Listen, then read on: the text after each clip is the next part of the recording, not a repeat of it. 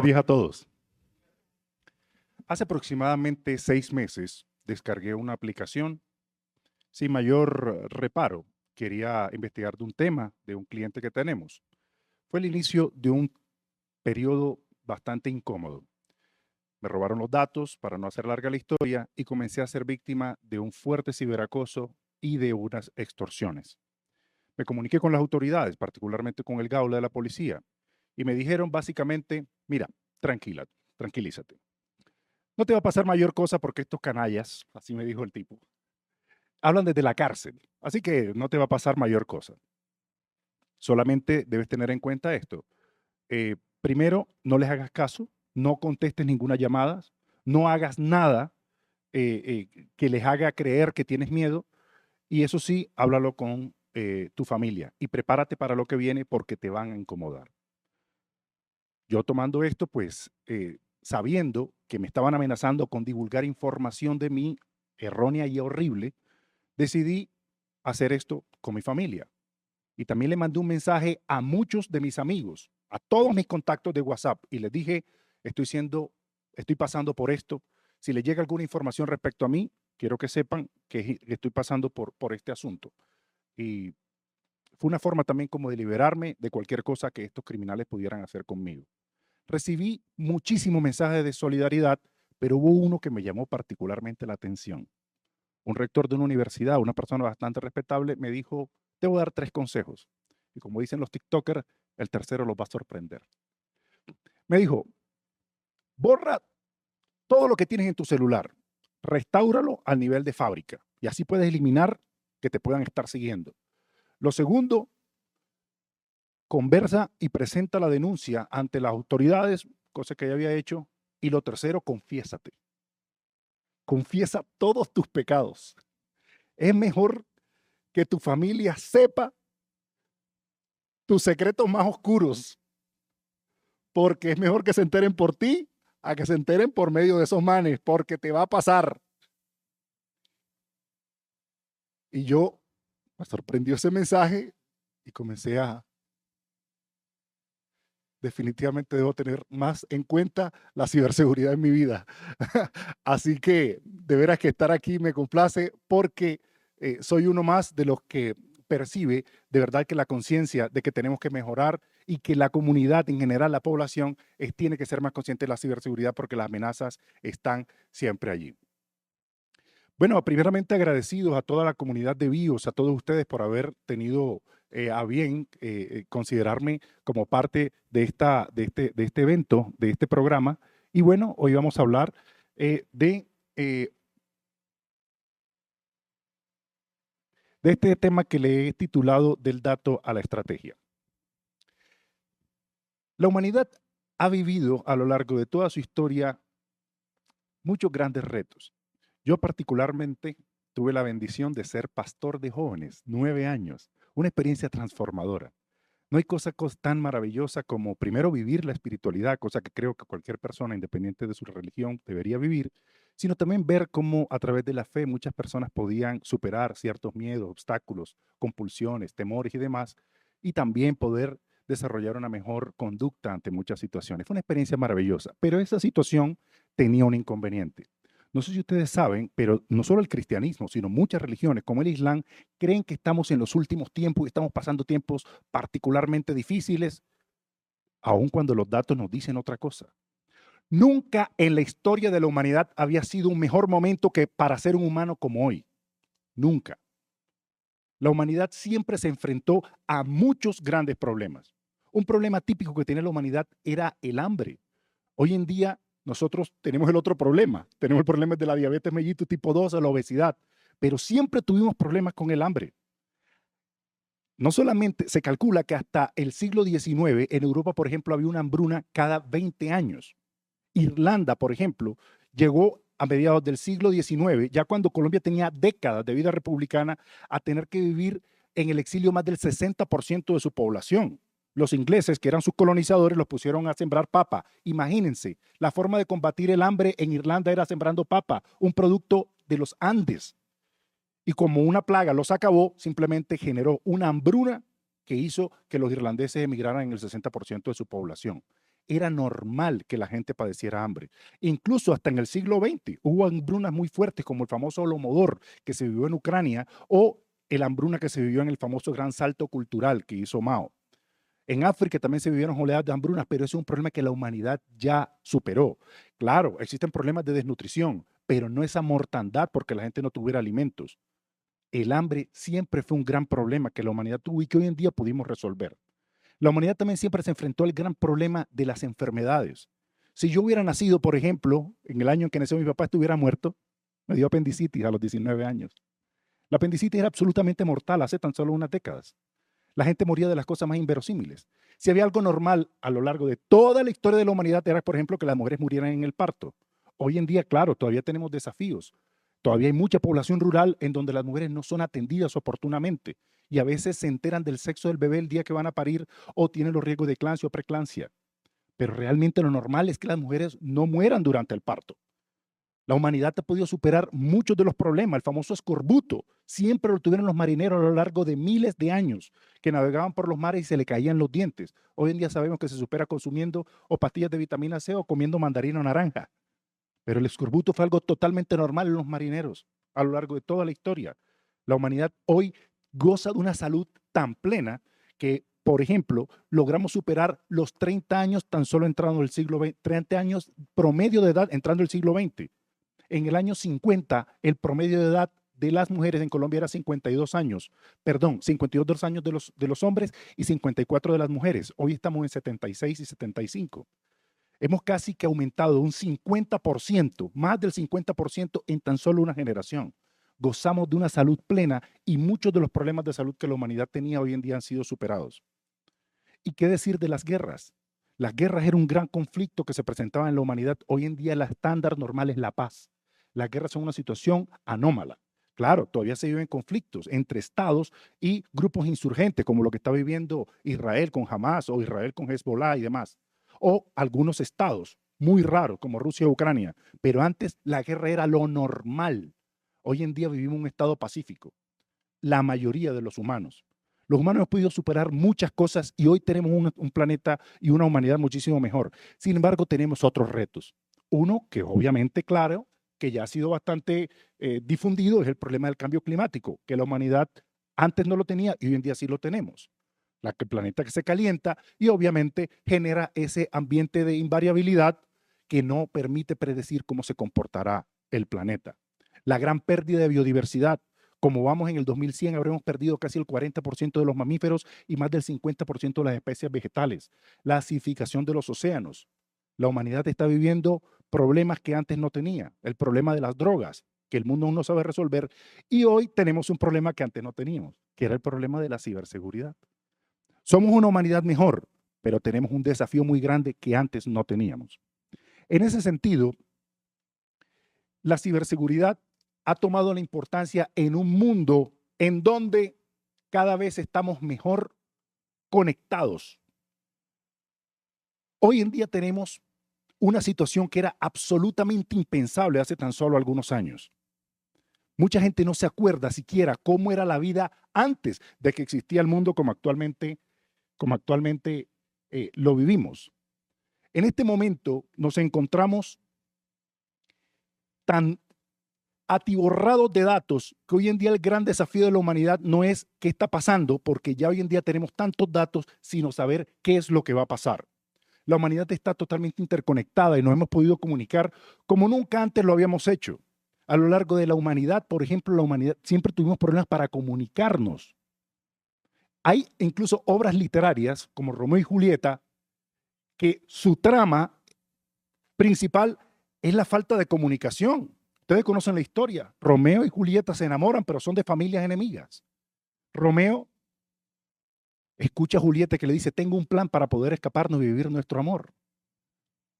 Yo voy a tomarme un bebedizo y voy a hacer que estoy muriendo. Mi familia irá a mi sepelio y una vez haya muerto, para ellos, tú vendrás por mí y luego nos iremos juntos. Lo hará con el sacerdote de la ciudad. Julieta idea el plan y le comenta, pero la comunicación no le llega oportunamente a Romeo. Por eso cuando Julieta está yaciendo allí, viene Romeo y a lo lejos ve que Julieta está muerta, según él cree. Cuando la gente se va, lamenta y viene y se suicida. Mientras está moribundo, Julieta despierta y al darse cuenta de que Romeo muere, pues también se suicida. ¿Ustedes se imaginan, por ejemplo, a Julieta con WhatsApp? Imagínense, Julieta con WhatsApp. Es una historia imposible. La trama. ¿Qué le hubiera dicho Julieta a Romeo? Oye, no me dejen visto porque me voy a tomar esta vaina. La humanidad siempre tuvo problemas para comunicarse y hoy en día no los tenemos. Ahora, eso ha tenido un efecto. El efecto es que estamos tan llenos de datos que también hay gente que sabe muchas cosas de nosotros. En una publicación Meta decía, por ejemplo, que con 30 likes podía conocerse mejor a una persona de lo que lo conocería, por ejemplo, su compañero de estudio o de trabajo. Con 100 likes podría conocerlo mejor que su madre. Con 200 likes podría conocerlo mejor que su pareja. ¿Saben cuántos likes en promedio tenemos nosotros en Facebook? Alrededor de 250. Facebook nos conoce bastante bien. Bastante bien. Y no solamente Meta. Hay aplicaciones, por ejemplo, como Tinder, que ha podido encontrar y conocer cuáles son las preferencias que una persona tiene en materia sentimental. Por ejemplo, Tinder ha encontrado, por ejemplo, un asunto tan curioso. Ha encontrado, por ejemplo, una pregunta para poder determinar cuán dispuesta está una mujer a tener relaciones sexuales con el hombre que sale. Imagínense los datos. ¿Saben cuál es la pregunta? ¿Les digo la pregunta o no les digo la pregunta? Ese dato vale la venida al evento. Tinder encontró que cuando se le pregunta a una mujer, ¿estás dispuesta a salir conmigo a tomar una cerveza? Encontró que cuando esa pregunta se hacía, si el 60% de las veces la mujer respondía que sí, es que estaba dispuesta a tener sexo. Los datos. Lo curioso es que la mujer también se lo puede preguntar al hombre. El resultado es que independientemente de lo que responde el hombre, el 99% de las veces, la respuesta ya es conocida. También encontró, por ejemplo, cuáles son las edades en las que a la mujer le parece más atractivo el hombre. ¿De qué edad es el hombre a que una mujer le parece más atractivo dependiendo de su edad? Cuando la mujer tiene alrededor de 20 años, los hombres más atractivos les parece que tienen alrededor de 20 años. Cuando tiene 30 años, los hombres más atractivos tienen aproximadamente 30 años. Cuando tiene 40 años, los hombres más atractivos le resultan como de 40 años. Cuando llega a 50 años, los hombres más atractivos le parecen de 47. En los hombres el patrón es un poquito diferente. Cuando están a los 20 años, las más atractivas le parecen de 20 años. Cuando están a los 30 años, las más atractivas les parecen de 20 años. Cuando llegan a los 40 años, las más atractivas les parecen de 20 años. Todo cambia cuando llega a los 50, les parece de 22. Son datos y hay que darlos. Estamos tan llenos de datos que nos conocen. Y la humanidad ha podido producir tantos datos que, como pueden ver aquí en la torta, esto es la comparación de todos los datos generados por la humanidad hasta el 2022 en comparación con los generados del 2022 al 2024. Imagínense, todos los datos que ha generado la humanidad hasta hace 2 años y los datos comparados con solo 2 años. Miren esto. Los datos generados en los últimos 2 años es el rojo. Este azul es todos los datos generados hasta el 2022. Imagínense la rata a la que estamos generando datos. Estamos generando información de nosotros a una velocidad que ni siquiera habíamos previsto. El que hayamos atiborrado al mundo de tantos datos y en todas partes, eso tiene una visión positiva y evidentemente una visión negativa. La visión negativa evidentemente puede ser que puedan emprender acciones contra nosotros. Por ejemplo, el ciberacoso. Lo positivo también es que nos permite conocer y entender el presente para poder prepararnos para el futuro. Cuando las decisiones se toman basadas en datos, decimos que la tomamos de manera inteligente. Y de eso precisamente es donde nos vamos a enfocar. Vamos a hablar de lo que es inteligencia estratégica y tecnológica. La inteligencia, particularmente la inteligencia estratégica, puede ser vista como esa capacidad de no solamente analizar los datos, que es el proceso de recopilar, clasificar, procesar y divulgar. Eso es lo que llamamos analítica de datos. Si además de esto nos permite generar un conocimiento para poder tomar decisiones estratégicas, decimos entonces que aplicamos inteligencia estratégica, que particularmente cuando se habla de tecnología, se habla de inteligencia estratégica y tecnológica, o le llamamos también inteligencia tecnológica. Esto hace parte de lo que ya ustedes conocen, de lo que han escuchado antes como lo que se conoce como el análisis de riesgo o del entorno estratégico, lo que le llaman el entorno PESTEL. Bueno, esa T de PESTEL es particularmente el entorno tecnológico. ¿Por qué se ha vuelto tan particularmente importante por encima de las demás letras del análisis PESTEL? Porque la tecnología está avanzando a una velocidad muchísimo más rápida que cualquier otra. La tecnología no se está adaptando a los cambios sociales, la tecnología está moldeándolos y siempre ha sido así. Cuando se dejaron de usar tanto los carruajes y comenzaron a usarse los trenes, no solamente causaron que la gente se moviera más rápido a través de las máquinas de vapor, sino que eso generó una transformación social y dejamos de ser tan urbanos y nos volvimos más, tan rurales, perdón, y nos volvimos más urbanos. Cuando se generó el famoso comercio electrónico a finales de los 90, no solamente fue una tecnología que permitió comprar y vender cosas, es que también se generó una economía digital y se aparecieron las grandes plataformas de pago donde tuvieron su gran irrupción y hoy en día está tan difundido el tema del fintech o incluso el negocio de las tarjetas de crédito. La tecnología está moldeando las sociedades y esto hace importante que el análisis del entorno estratégico sea particularmente relevante o esencial. Y eso se debe hacer basado en datos, porque los datos son los que permiten saber y no tanto predecir el futuro, sino más bien analizar el presente para poder minimizar el riesgo, la incertidumbre y sobre todo adoptar una posición estratégica, una posición activa que me permita incorporar dentro de mi estrategia empresarial lo que está pasando en el mundo. Es similar a lo que hacen, por ejemplo, los jugadores de ajedrez.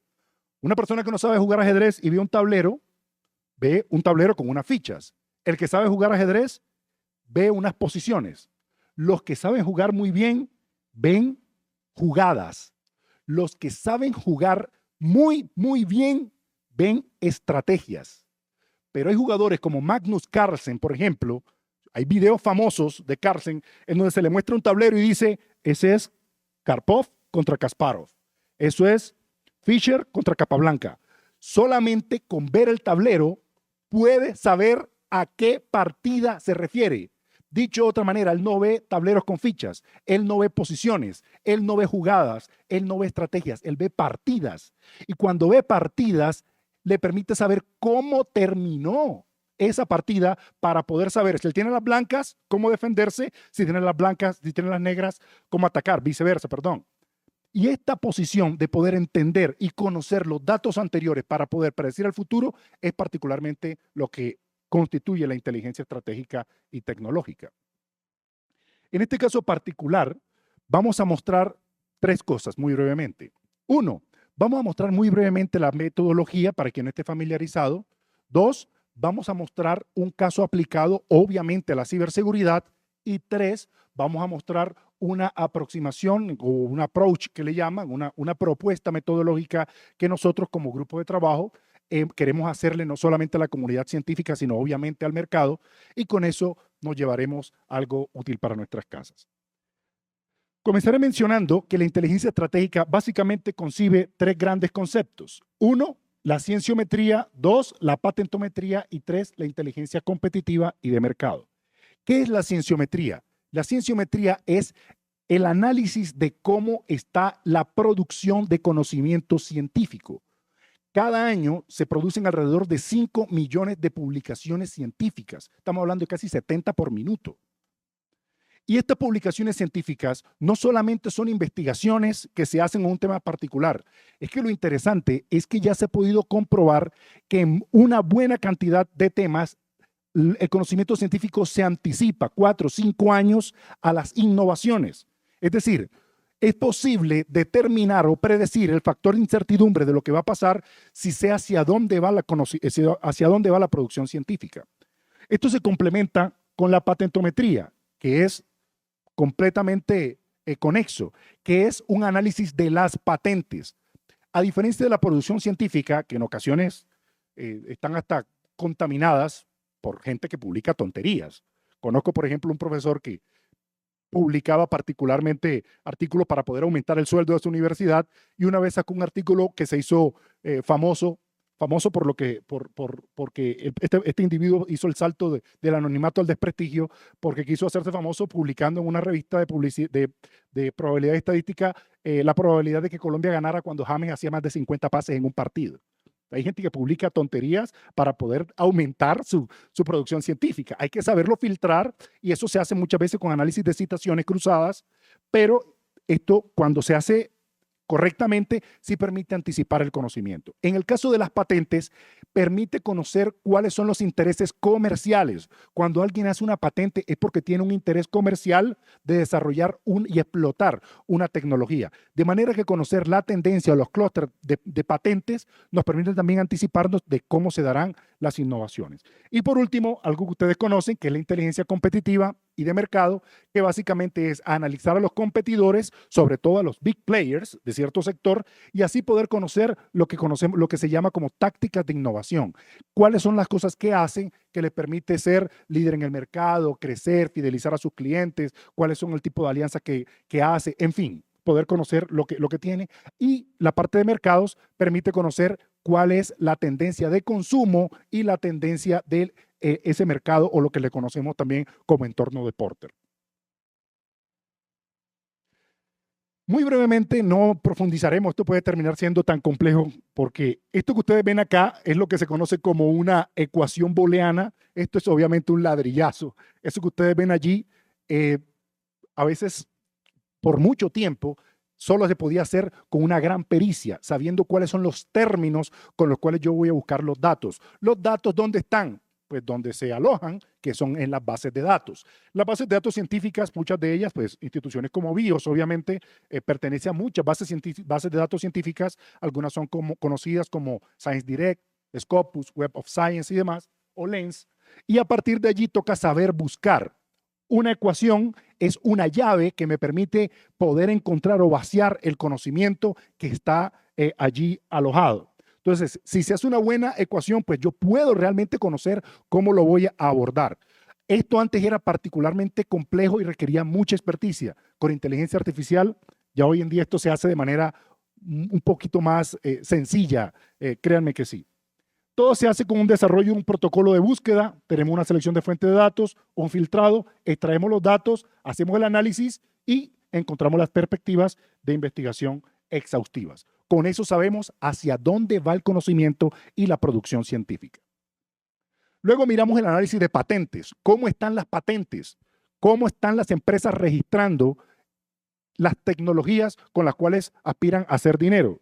Y aquí el proceso es similar. Tenemos una definición de ecuación, aplicamos ciertos filtros. Por ejemplo, quisiéramos saber si una patente, por ejemplo, quisiéramos conocer las patentes que están caducadas. Puede ser, por ejemplo, hace poco una empresa quiso conocer cuál era la patente del Viagra, por ejemplo, no hizo esa cotización. El Viagra, ustedes tuvieron 20 años Pfizer explotándolo, y ahora pues cualquiera puede producir el famoso sildenafil que se vende en las farmacias. Es una patente que expiró y que obviamente puede ser utilizada. Puede ser que alguien quiera conocer cómo están las patentes caducadas, pero normalmente uno mira las patentes activas, es decir, las que todavía tienen ese derecho de exclusión, para saber hacia dónde va. Identificamos resultados preliminares, cuantificamos producción de patentes, actores claves, clasificamos tecnologías y hacemos la interpretación de resultados. Y por último, hacemos la parte de inteligencia competitiva y de mercados, y allí básicamente establecemos qué es lo que queremos. La mentalidad, definimos un objetivo del estudio, el contexto del mercado, seleccionamos las tipologías de innovación, recopilamos datos, analizamos innovaciones existentes, mapeamos e identificamos cuáles son las brechas y oportunidades. Es decir, dónde están las oportunidades de innovación para mi empresa, para mi proceso o para el mercado en particular que quiero atender. Y con eso nos vamos a ir hoy. Cada uno de ustedes acá va a tener unos insights interesantes para poder analizarlos y saber dónde hay oportunidades de innovación, entendiendo el contexto científico, tecnológico y de mercado. Estamos viendo el estudio de caso, que es obviamente el que nos interesa en este ejercicio, que es el de la ciberseguridad. Esto que ustedes ven allí es año a año, estamos hablando del 2017, 2018, 2019, ¿Qué me está indicando esto? Que cada vez más se están dando publicaciones científicas de este campo. Es decir, no es un campo caducado, no estamos hablando de publicaciones en termodinámica, estamos hablando de un campo muy activo en donde hay mucha investigación y que se está dando actualmente. Es decir, a esta rata que les comentaba, de los 80 artículos por minuto, una buena cantidad de estos son en el sector de ciberseguridad. Hay mucho conocimiento que se está dando, es importante saber qué se está publicando. Estas letras están pequeñas, pero esto que ustedes ven allí son básicamente los diagramas o redes de conocimiento. Allí se pueden ver cómo están conectadas las publicaciones que se dan en cada uno de estos segmentos. Es decir, yo aquí puedo ver, por ejemplo, esto aquí dice Reinforcement Learning o aprendizaje reforzado, AI, Explainability, o lo que le llaman inteligencia artificial explicable. Esto está siendo muy fuerte, particularmente en la investigación que hicimos, le llamo la atención a esto. Ustedes saben, la inteligencia artificial normalmente funciona con unas cajas negras, son lo que se conocen redes neuronales convolucionales, nadie sabe qué pasa dentro, pero esta tendencia de conocimiento la vamos a ver muy fuerte en donde la inteligencia artificial explicable es aquella que va diciendo cuáles son sus pasos o justificando y argumentando cuáles son las decisiones que toma. En fin, aquí hay una serie de conocimientos que se están dando. Luego viene el 2019 y comienza a aparecer un concepto por acá que se llama preservación de la privacidad. Este concepto parece aislado de todos los conocimientos y demás que son procesamiento del lenguaje natural. Comenzamos a ver también el Federated Learning o aprendizaje federado. Esto también está bastante fuerte, el aprendizaje federado. Lo que se está viendo en ciberseguridad es que ya el conocimiento, los entrenamientos no se están dando en un sistema centralizado, sino que se están dando en dispositivos. Es decir, yo te entrego un sistema y tú lo entrenas con tus datos. Eso es lo que se conoce como aprendizaje federado. Es una gran tendencia para cualquier solución que se esté dando en el sector de ciberseguridad. Hablamos también de detección de intrusiones y demás, y nuevamente Deep Learning, y comienza a aparecer este concepto que es bastante recurrente, IoT Security o Internet de la seguridad en Internet de las cosas. Ya no es solamente proteger mis datos en una plataforma, ahora es importante también que la ciberseguridad esté enfocada en dispositivos. Imagínense a alguien que hackea, por ejemplo, un respirador artificial de una persona en el sector salud, sensible, toca realmente protegerlos. O en el sector bancario también, que puedan hackear máquinas. Se hizo famoso, por ejemplo, el hackeo que los israelíes le hicieron, y esto pasó en este año precisamente, 2018. Hackearon unos PLCs de una máquina centrifugadora de una central nuclear iraní. Hackearon unos PLCs de Siemens, colocaron allí unos virus y destruyeron gran parte de la central nuclear. Eso ha generado y comenzó a generar en este año, pasó eso, un mayor interés por conocer el Internet de las cosas, la seguridad en el Internet de las cosas. Y así podríamos seguir. Ya en el 2020, ya se da uno cuenta que la preservación de la privacidad, todos estos conocimientos ya comienzan a alcanzarse a la preservación de la privacidad, probablemente porque hay una mayor conciencia, no solamente de la privacidad, donde aparecen los famosos escándalos de Facebook, cuando le vendió sus datos, recuerdan, a Cambridge Analytica y para la campaña de Donald Trump, sino que también aparece y se difumina el ciberacoso. Y así podemos ver los demás conocimientos que se están dando. Pudiéramos seguir, pero básicamente lo que quería mostrar simplemente era, estas son las redes de conocimiento y las temáticas hacia dónde están evolucionando las publicaciones científicas. Quise simplemente resaltar 2024. ¿Qué se está hablando hoy, mientras que nosotros estamos acá? Aquí están los temas. ¿Cuáles son los avances recientes de investigación en ciberseguridad?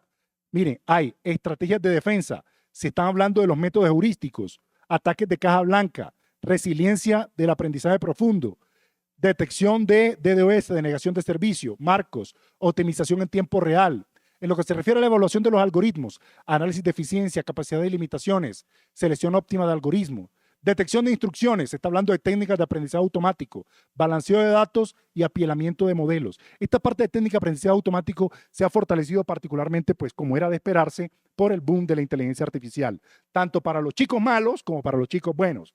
En el caso de los chicos malos, pues obviamente la inteligencia artificial se hace primero para poder simular muchísimos más escenarios, dos, para poder automatizar procesos, como para poder hacer malwares mucho más efectivos, o tres, procesos automatizados que permiten encontrar falencias. Y por el lado de los chicos buenos, pues obviamente también para simular ataques y también obviamente para poder desarrollar muchas soluciones y muchos escenarios. Aparecen también un concepto de redes inteligentes, cada vez más, sobre todo con el auge que está teniendo en el mundo y particularmente en Colombia, con ese suministro de energía que se va a dar masivamente por el tema de los paneles solares. Las redes inteligentes también tienen que ser protegidas. Es decir, hay este sistema electrónico que controla tanto el ingreso como el flujo de energía debe tener una protección, porque este es un gran auge, no solamente en el mundo, sino obviamente también en Colombia y demás. El aprendizaje federado, del que ya habíamos hablado, y aquí tenemos la inteligencia artificial generativa, particularmente en estos tres campos, en anticipación de amenazas, evaluación de vulnerabilidades y soluciones proactivas. ¿Cuáles son los centros que más están produciendo conocimiento? Los podemos ver aquí. ¿Eso para qué sirve? Porque cuando uno analiza quién está haciendo producción científica, no solamente uno sabe quién es el que lo hace, cuál es el autor, sino que también tiene que conocer cuáles son las instituciones y sobre todo algo muy importante, saber cómo funcionan las redes de conocimiento. Y eso a veces se puede identificar cuando hay cooperaciones entre un centro de investigación, una universidad y otra. Es decir, saber cómo funcionan las redes de conocimiento de un sector. En este caso, ahí están los grandes jugadores del conocimiento en ciberseguridad. Se tiene la Deakin University, la Academia China de Ciencia, la Universidad de Texas, la Universidad de Sichuan, como era de esperarse. Entre gringos y chinos se están repartiendo gran parte de lo que está pasando allí. ¿Y qué publican? No nos vamos a detener profundamente, pero sí, ¿de qué están hablando estos centros? Pues hablemos de la Deakin University, la que más publica.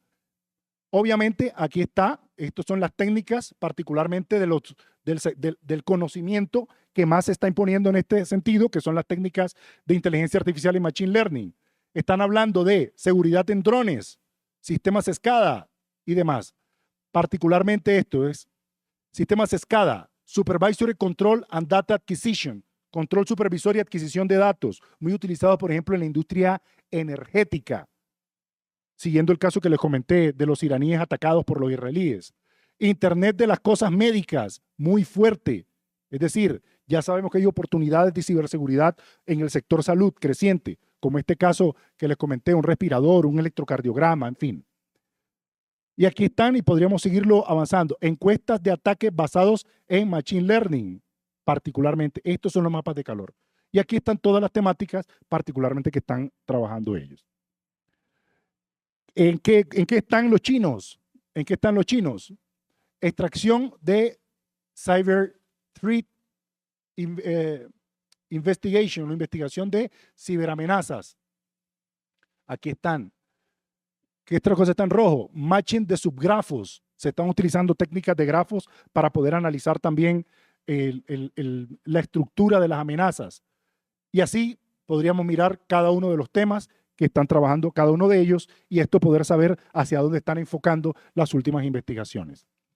¿Cuáles son los campos de investigaciones de estudio combinando todos estos grandes jugadores? Bueno, ya podemos ver acá que están ciencias computacionales y lo que no sorprende a nadie, inteligencia artificial, seguridad en los cómputos, machine learning, detección, sistemas de detección de intrusiones.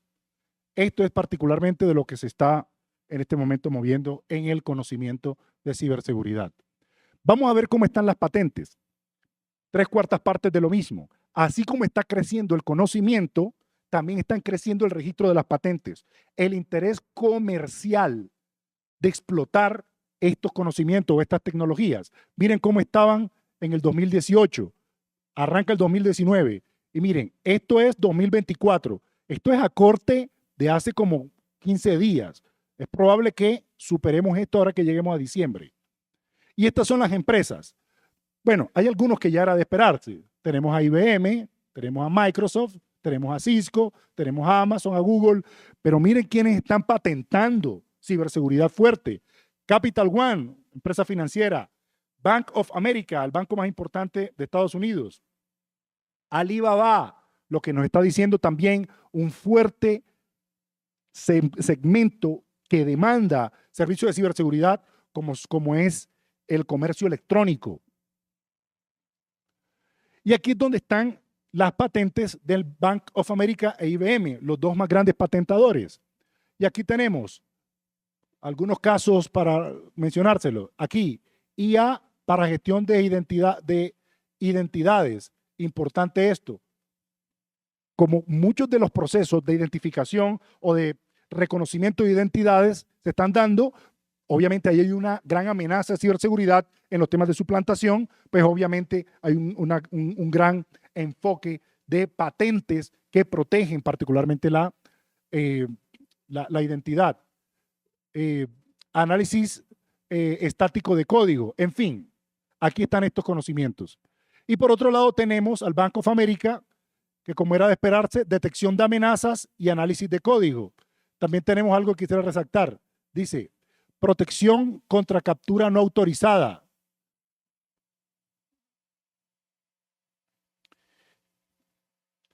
Entre otros.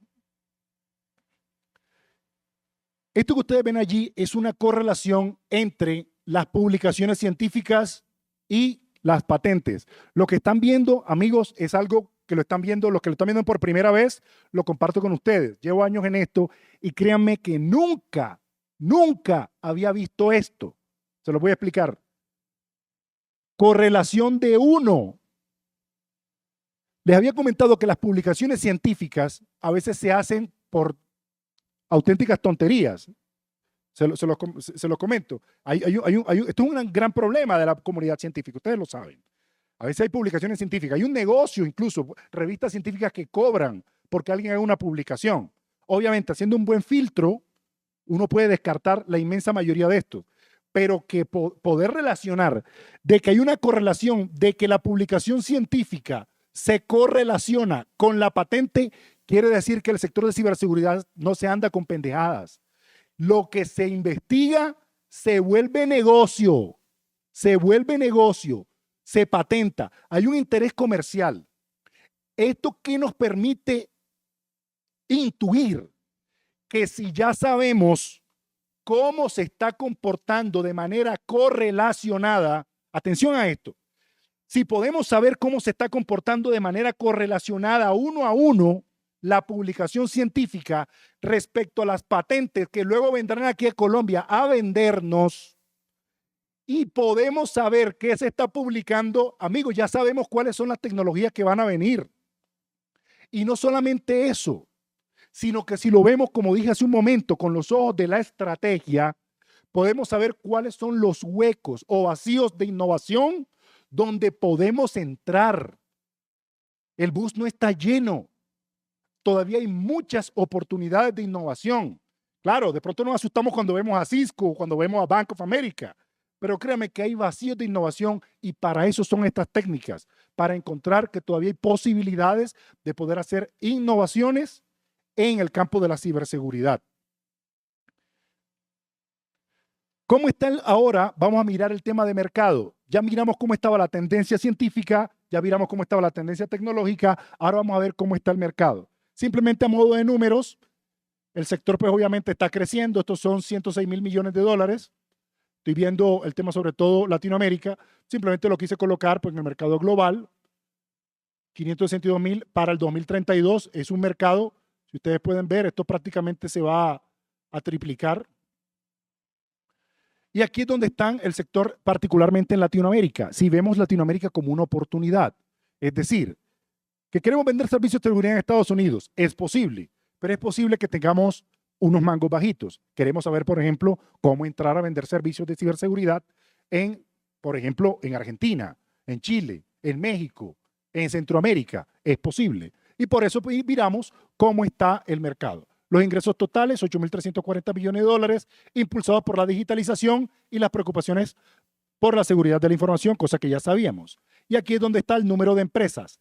Hay aproximadamente 3.000 empresas. Amigos, 3.000 empresas. Hay más empresas en San Gil, Santander, una ciudad que apenas llega a 100.000 habitantes. 3.000 empresas. Con 3.000 empresas podemos conocerlos todos. Es decir, podemos analizar absolutamente a todas las empresas de Latinoamérica. Es un sector selecto que podemos identificar y conocer quiénes son los jugadores o los participantes de esta fiesta. ¿Y cómo está el crecimiento del mercado en América Latina? Solamente en el 2024 pasó de 1.218 a 1.700, es decir, un crecimiento que está alrededor del 45%. Esto es muy bueno, es muy interesante, y si ustedes tienen algún proyecto, se lo presentan a un inversionista y el inversionista dice cuánto hay que poner. ¿Por qué? Porque son elementos que le dice un inversionista, estoy en un segmento que está creciendo. Si uno le presenta a un inversionista, mira, quiero que me des plata para montar una revista, de pronto lo piensa. La gente coge las revistas en el éxito, las lee y las deja. Cada vez la gente utiliza menos la información impresa. Pero si yo le hablo de ciberseguridad, eso sí se le abre los ojos, porque son información de un segmento que suena a dinero, porque está creciendo y rápido. Esto suena a dinero. Y eso es algo que ustedes como empresarios tienen completa capacidad de hacer y poder ser el sector de ciberseguridad y servicios de ciberseguridad un gran receptor de inversiones, no solamente privadas, sino también públicas, a través de proyectos que justifiquen que están en un sector altamente demandado por el mercado. ¿Y cómo es el entorno estratégico, particularmente en el sector de ciberseguridad? Bueno, las tendencias particulares en este sector son básicamente tres. Una, cómo está la evolución tecnológica. Dos, cuál es el contexto social. Y segundo y tercero, cuál es el contexto empresarial. Y aquí podemos ver que hay una inteligencia artificial como gran jugador del sistema. Y aquí podemos ver también cuáles son algunos de los big players del mercado.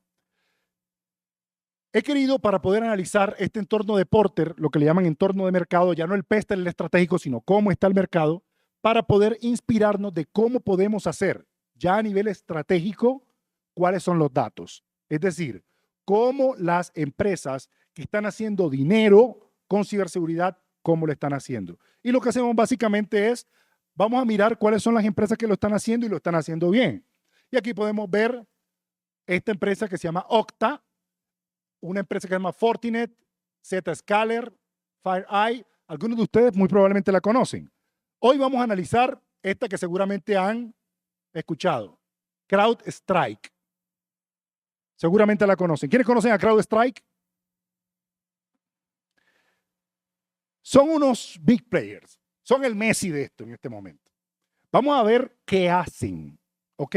Los datos nos tienen que decir cómo lo están haciendo para poder saber qué podemos nosotros hacer, tanto inspirarnos como para conocer los huecos que ellos están dejando.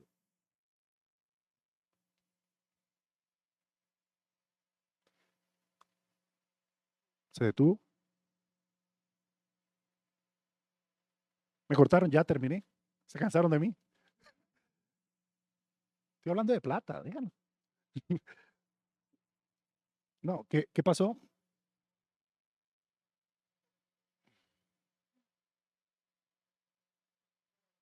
Sí.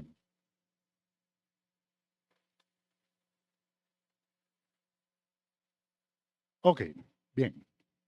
Para poder analizarlas, vamos a hacer solamente un breve momento, un tema estrictamente teórico. Estrictamente teórico. Eso que ustedes ven allí es lo que vamos a desglosar en lo que se conoce como tácticas de innovación. ¿Qué significa esto?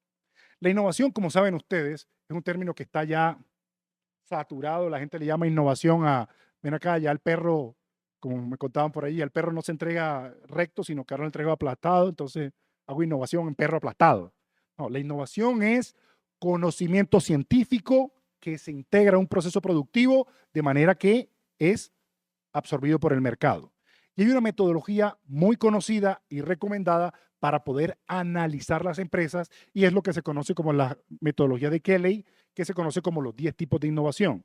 Se conocen los 10 tipos de innovación, habla de 3 grandes segmentos de innovación, que son innovación en la configuración, innovación en la oferta e innovación en la experiencia. Y así se fue posible saber, por ejemplo, cómo es un modelo de generación de ingresos, cómo haces plata, cómo es una innovación en redes, cómo conectas con otros para crear valor.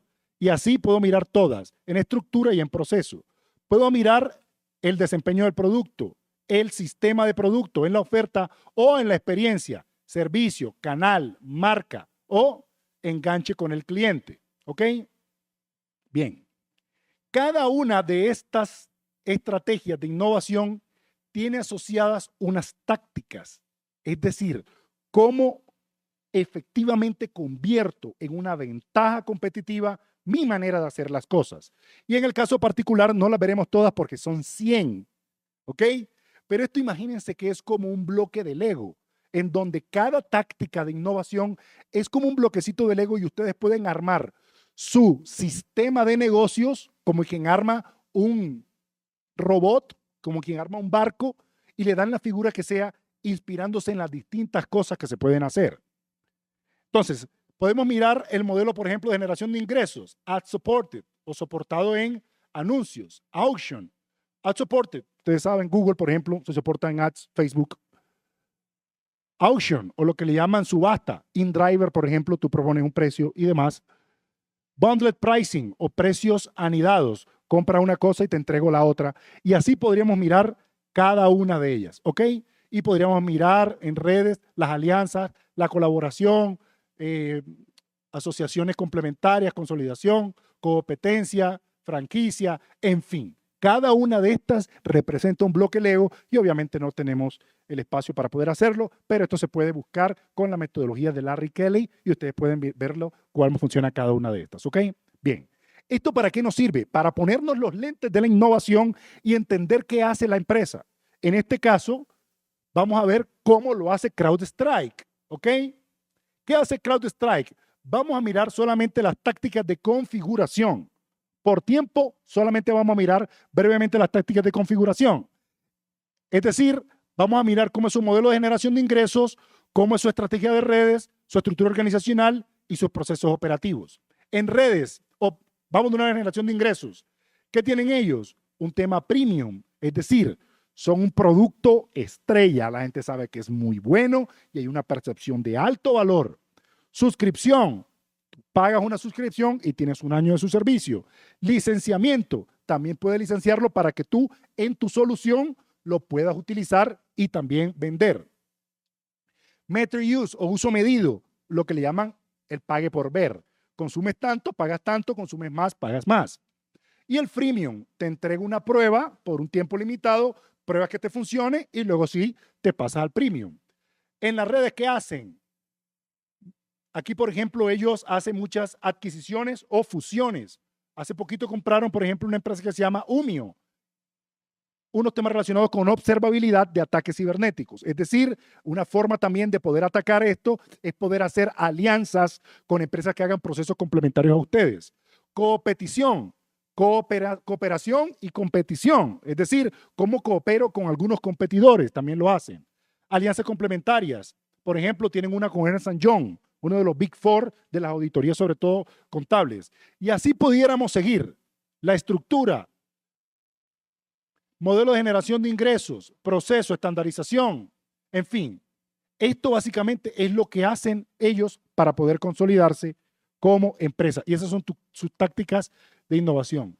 De oferta, 3/4 partes de lo mismo. Se integran con terceros, manejan la parte de modularidad, una plataforma unificada, adaptabilidad, optimización de rendimientos, actualizaciones frecuentes. Esta es la oferta que tienen y esta es una forma de poder tomar ideas, procesos que nos permiten construir el sistema de negocio de servicios de ciberseguridad.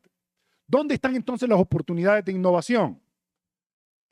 Hemos podido ver particularmente que cuando hacemos converger la tendencia tecnológica, con la tendencia científica, con la tendencia de mercado, encontramos que hay un incremento en la opción de modelos avanzados de Machine Learning.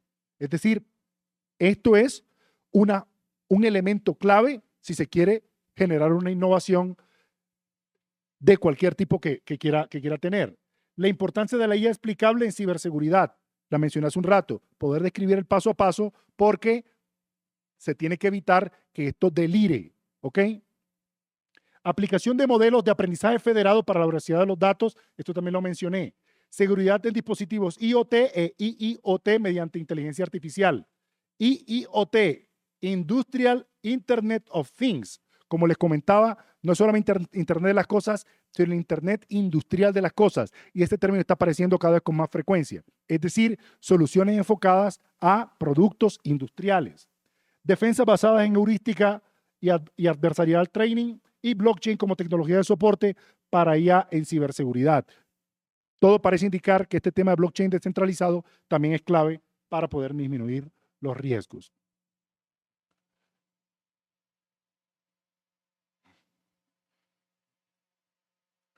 ¿Qué sectores estratégicos? ¿Cuáles son los sectores que están realmente consumiendo, demandando? ¿Dónde le están poniendo plata a ciberseguridad? Muchos de ustedes lo conocen, simplemente lo voy a mencionar. Comercio electrónico y retail, ya lo vimos. Algunos de los grandes patentadores son los big players del comercio electrónico. Financiero y banca, ahí tenemos a Bancolombia, la entidad más atacada de Colombia. Telecomunicaciones, detección de intrusiones, análisis de tráfico, protección de redes.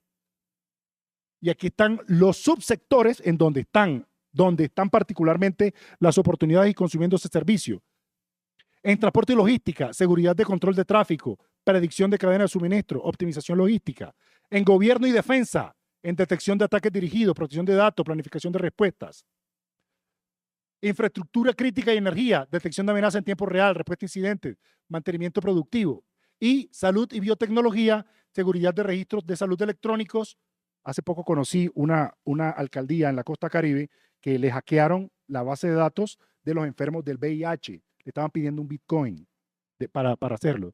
Por ahí, no sé si pagaron o se condolieron de ellos. Pero estos datos de salud son particularmente sensibles. Detección de anomalías comportamentales y simulación de ataques. Recomendaciones finales para la innovación. Desarrollo de soluciones de inteligencia artificial para la seguridad. Educación y capacitación en ciberseguridad. Este tema es realmente también, hemos visto que es un mango bajito. Cada vez hay programas de formación especializada en empresas. No solamente esto, así como se está teniendo este programa de ciberretos, es importante también que el mercado allá lo conozca y hay oportunidades de negocio, mangos bajitos, ofreciendo servicios de formación en ciberseguridad. Alianzas estratégicas, colaborar con universidades, comprar los servicios a BIOS, por ejemplo, tan baratos. No, tan bueno, tan bueno. No, en serio, colaborar con universidades y centros de investigación para el desarrollo de nuevas tecnologías y soluciones de ciberseguridad, que me sigan invitando a Manizales.